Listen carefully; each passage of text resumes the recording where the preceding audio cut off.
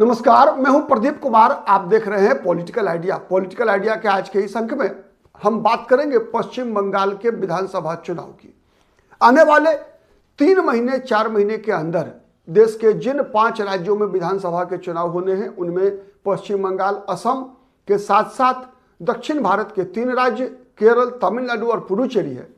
और मित्रों, पश्चिम बंगाल एक ऐसा राज्य है जहां पर कि सबसे लंबे समय से मतलब 15 वर्षों से ममता बनर्जी वहां की मुख्यमंत्री हैं। 2011 में मुख्यमंत्री बनी और अब चौथी बार 2026 में ममता बनर्जी चुनाव लड़ेंगी और मुख्यमंत्री के पद पर दावेदारी ठोक रही हैं।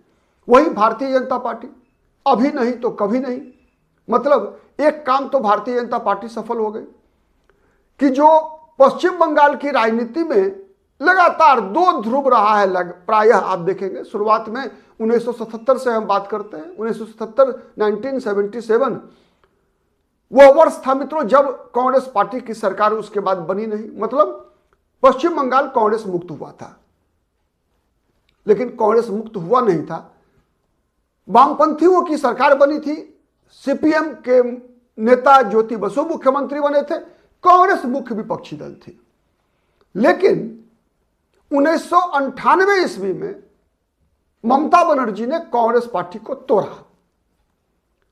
ममता बनर्जी, अजीत पांजा जैसे नेताओं के सहयोग से वहां कांग्रेस पार्टी से टूटकर तृणमूल कांग्रेस का निर्माण हुआ और ममता बनर्जी ने भारतीय जनता पार्टी के साथ गठबंधन कर लिया, वाजपेयी की सरकार में शामिल हो गई और ममता बनर्जी फिर ज्योति बसु से लड़ना शुरू की। उससे पहले क्या था, 77 से लेकर 98 तक 21 साल तक पश्चिम बंगाल की राजनीति वाम मोर्चा और कांग्रेस के बीच लड़ाई थी। लेकिन ममता बनर्जी के अलग होते ही कांग्रेस तीसरे नंबर की प्लेयर बन गई पश्चिम बंगाल में। मुकाबले में कौन आ गया? वाम मोर्चा और ममता बनर्जी। ममता बनर्जी कभी बीजेपी के साथ गठबंधन करती रही लोकसभा चुनाव के लिए, कभी कांग्रेस के साथ करती रही, चलता रहा। 2011 में ममता बनर्जी ने पश्चिम बंगाल से अंततोगत्वा वाम मोर्चे की सरकार को उखाड़ कर फेंका और मुख्यमंत्री बने। ममता बनर्जी के मुख्यमंत्री बनने के 3 वर्ष के बाद दिल्ली में बीजेपी की सरकार बनी, प्रधानमंत्री नरेंद्र मोदी बने। उसके बाद से पश्चिम बंगाल की राजनीति में एक तरफ ममता बनर्जी, दूसरी तरफ Narendra Modi. M for Mamata, M for Modi. और इन दोनों के बीच धीरे धीरे कांग्रेस और सीपीएम, पूरी वाम मोर्चा कह लीजिए आप, का लगभग सफाया हो गया। अब दोनों 0 to 5% वोट की ही हकदार बची रह गई है। मतलब 0 से लेकर 5% तक वोट इन दोनों पार्टियों को मिला करता है।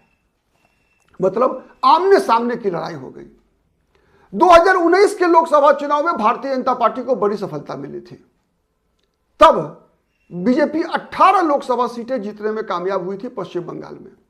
लोगों को लगा कि 2021 में बीजेपी ममता बनर्जी को पश्चिम बंगाल से उखाड़ फेंकेगी, लेकिन ऐसा हुआ नहीं हुआ। कई राजनीतिक विश्लेषक ऐसा कहते हैं कि ये नहीं हुआ। उसके पीछे 2 कारण थे।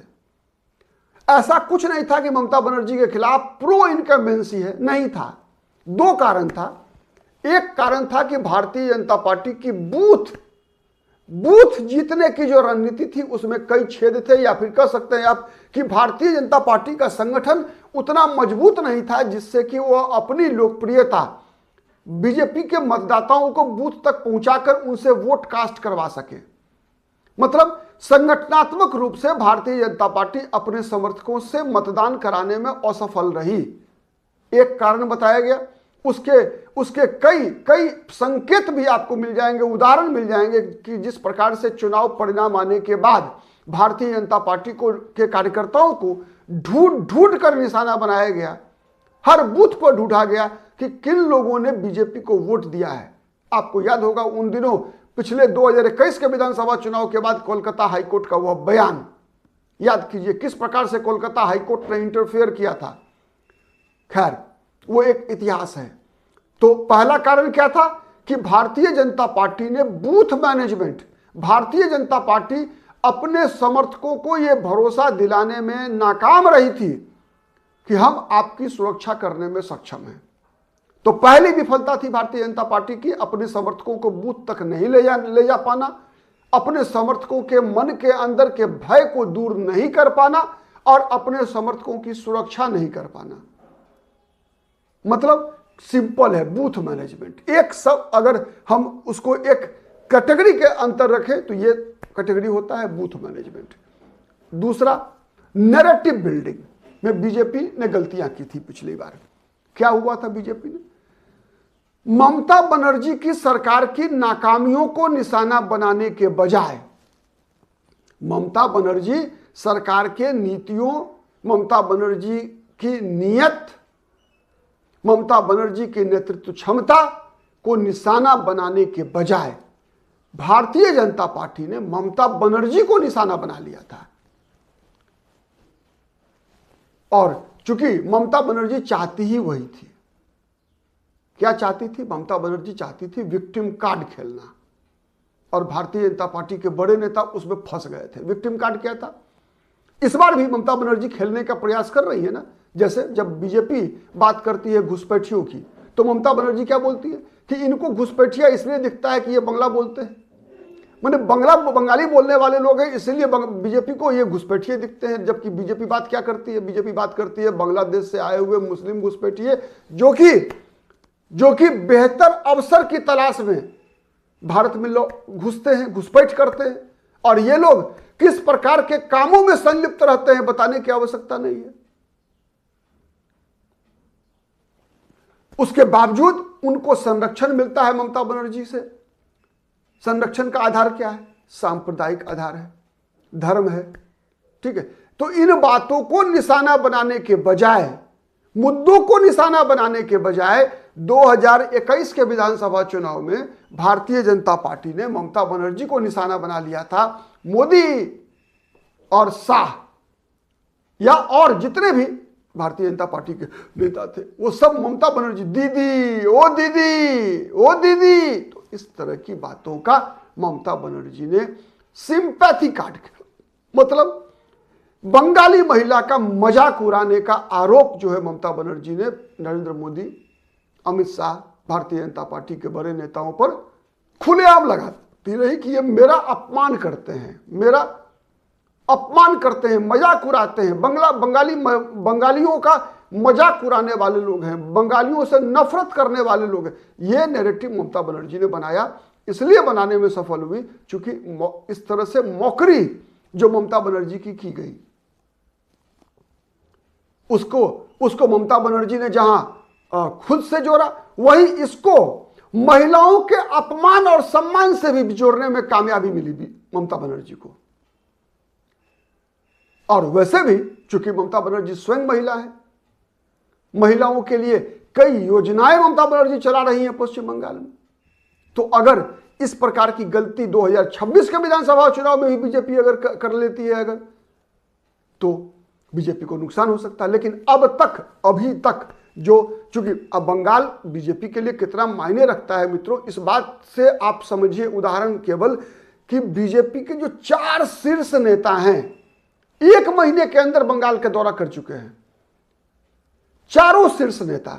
सबसे पहले आपको याद होगा दिसंबर के अंतिम हफ्ते में अमित शाह का दौरा हुआ, एक साथ असम का और पश्चिम बंगाल का।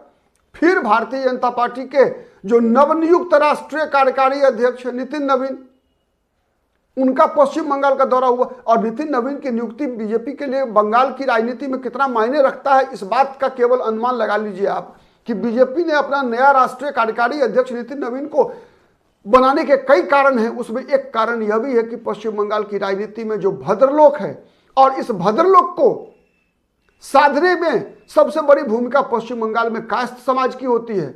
उसी कास्त समाज से नितिन नवीन आते हैं। पश्चिम बंगाल का चुनाव वर्ष है, तो नितिन नवीन का चेहरा कितना महत्वपूर्ण बनाकर भारतीय जनता पार्टी रणनीति बना रही है, आप केवल इस बात से अनुमान लगा सकते हैं।